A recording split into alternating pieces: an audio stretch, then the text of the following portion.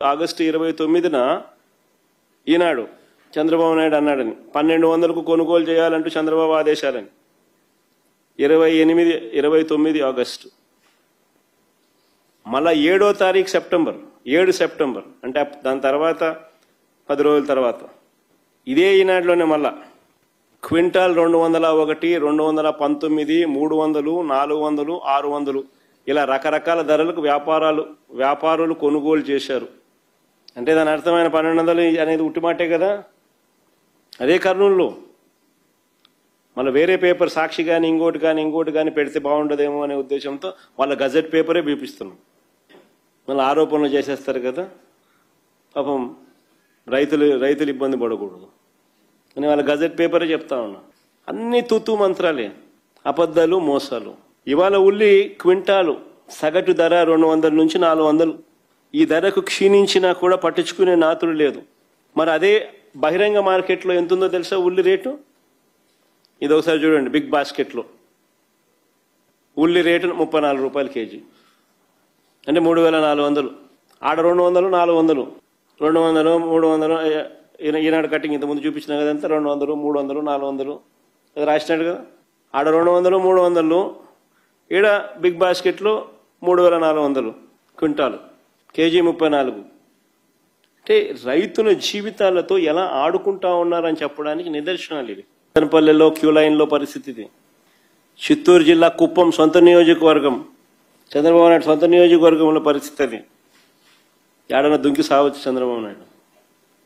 కనీసం కుప్పంలో కూడా కనీసం ఆయన సొంత కాన్స్టిట్యున్సీ రైతుల పరిస్థితి అట్టుందనంటే. ఇది వ్యవసాయ శాఖ మంత్రి కాన్స్టిట్యున్సీ, శ్రీకాకుళం జిల్లా మంత్రి అచ్చెన్నాయుడు నియోజకవర్గం టెక్కలిలో పరిస్థితి అది. క్యూ లైన్లలో ఇద్దరు ఏదైనా బాయోగి ఏదైనా చూసుకొని దుంకుతే బెటర్.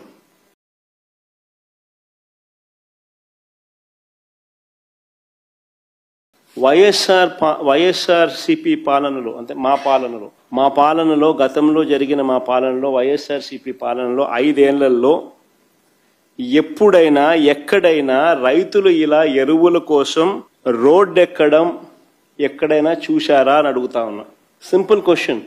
వైఎస్ఆర్సీపీ 5 ఏళ్ల పాలనలో ఎప్పుడైనా ఎక్కడైనా ఇలా రైతులు ఎరువుల కోసం అగచాట్లు పడడం, రోడ్డు ఎక్కడం ఎక్కడైనా ఎప్పుడైనా చూశారా అని అడుగుతా ఉన్నా. అప్పుడు జగన్ ఉన్నాడు, ఇప్పుడు చంద్రబాబు ఉన్నాడు. అదే ముఖ్యమంత్రి పదవే, అదే అధికారులే. ఇప్పుడు ఎందుకు ఆ పరిస్థితి ఉంది, అప్పుడు ఎందుకు ఆ పరిస్థితి లేదు? కారణం జగన్ అనే వ్యక్తికి రైతుల మీద, రైతులకు కష్టాలు రాకూడదు, ఉండకూడదు అని తాపత్రయం ఉండేది.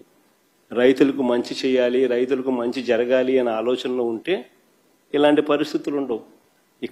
ఇక్కడ పరిస్థితి ఎందుకనంటే దీంట్లో కూడా స్కాములు చేసి దీంట్లో కూడా డబ్బెత్తాలన్న ఆలోచన చేస్తూ ఉన్నారు. కాబట్టి పరిస్థితి ఇది. ఇంత దిక్కుమాలిన పరిస్థితి నిజంగా రాష్ట్రంలో ఉంది అని అంటే చంద్రబాబు నాయుడు సిగ్గుతో తలంచుకోవాలి. మీరు గన అందించాల్సిన ఎరువులను అందించి ఉండింటే అసలు ఈ పరిస్థితే ఉండేది కాదు కదా. ఏ రైతు రోడ్డెక్కే పరిస్థితే ఉండేది కాదు కదా.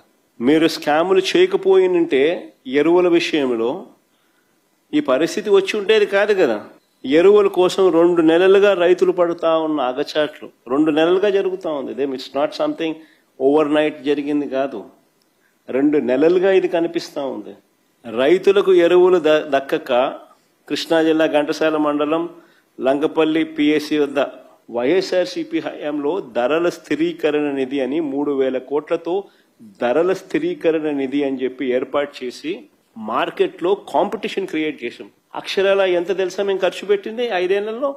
7,802 కోట్లు ఖర్చు చేసినాం రైతులకు తోడుగా నిలబడేందుకు, మార్కెట్లో కాంపిటీషన్ క్రియేట్ చేసేందుకు.